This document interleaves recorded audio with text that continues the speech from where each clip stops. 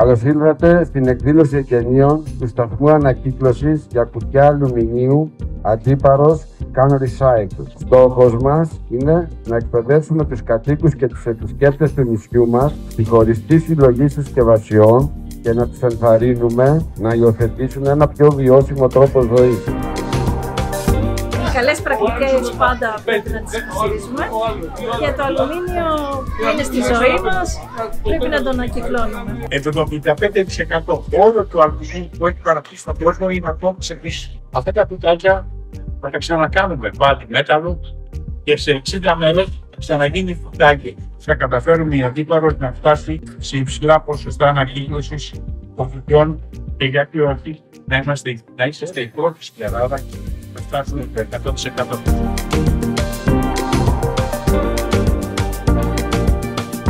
The European Parliament approved the new packaging and packaging waste regulation. By the 1st of January 2029, we have to recycle everywhere in Europe 90% of our cans separately, because that's the only way to keep them going on in the cycle.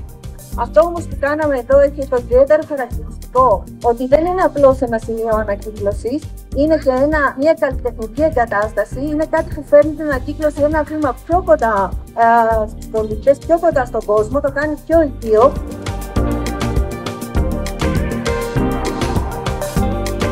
This is so wonderful to see that you're taking first steps towards deposit system and recycling, and you have gotten the action because, well, we all know that there is no other way.